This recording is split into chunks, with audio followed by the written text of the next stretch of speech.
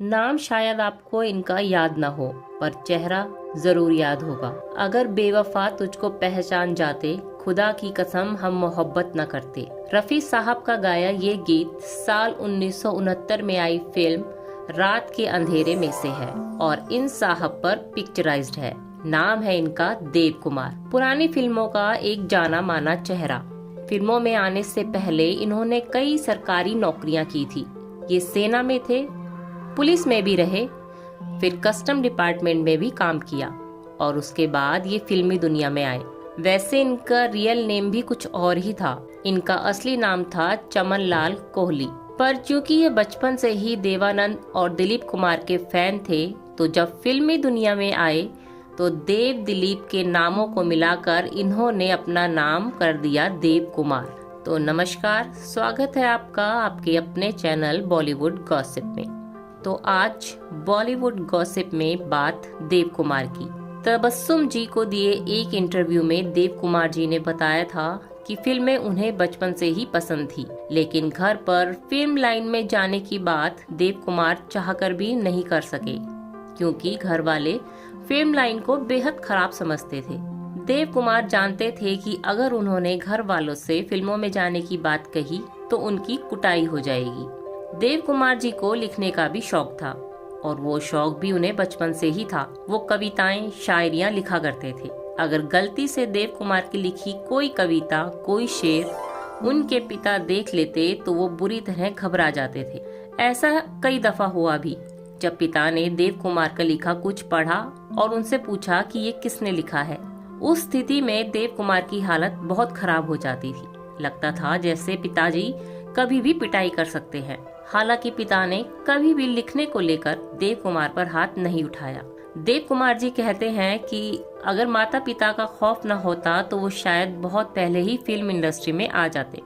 जब Dev Kumar film industry में आए तो कुछ फिल्मों में उन्होंने मुख्य हीरो के तौर पर ही काम किया था, मगर बाद में वे विलेन बन गए।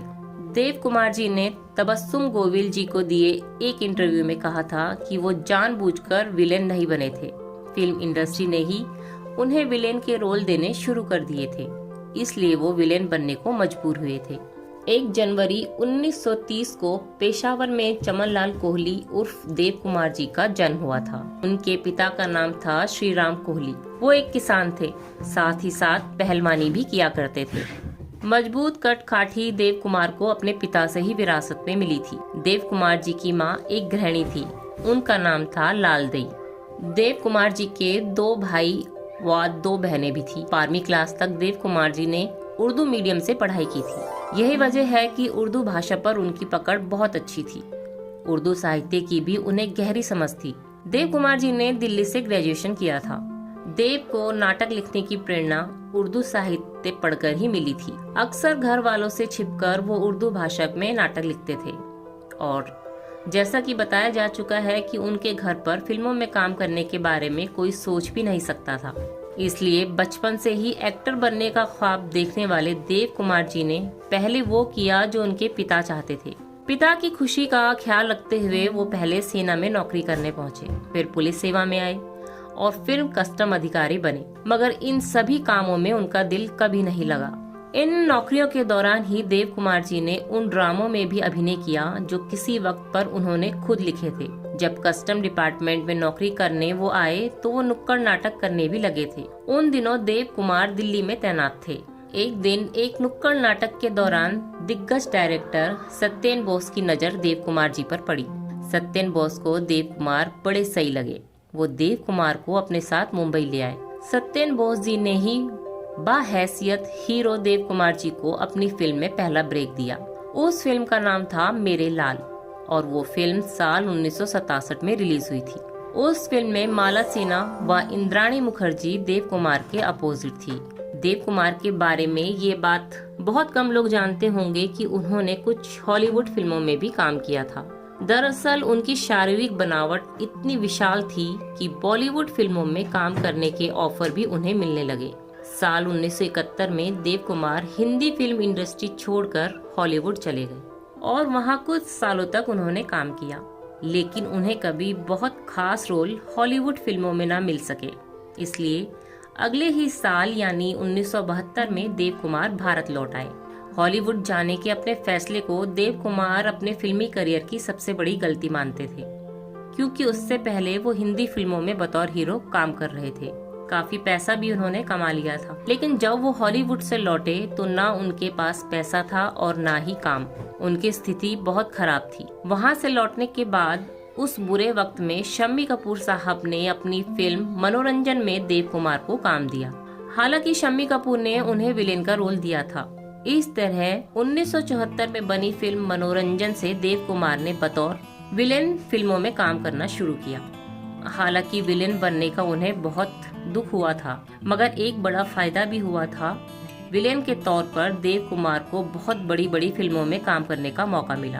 बड़े बैनर और बड़े बजट की फिल्मों में काम करने से फिल्म इंडस्ट्री में उन्हें बढ़िया नाम मिला। देव कुमार ने उस दौर में हर बड़े डायरेक्टर, प्रोड्यूसर और एक्टर की फिल्मों में काम किया और नाम पैसा दोनों कमाया। देव कुमार जी की निजी जिंदगी की बात करें तो साल 1966 में उनकी शादी हो गई थी। उनकी पत्नी का नाम नम्रता था। उन्होंने नम्रता जी से प्रेम विवाह किया था। नम्रता जी एक एयर होस्टेस थी।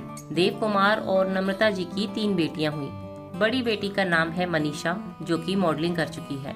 दूसरी बेटी दिव्या एक बिजनेस वुमेन है, जबकि देव कुमार की सबसे छोटी बेटी रजनी आयुर्वेदिक डॉक्टर है। रजनी जी के पति भी आयुर्वेदिक डॉक्टर ही हैं। देव कुमार जी इस्कॉन से भी जुड़े थे।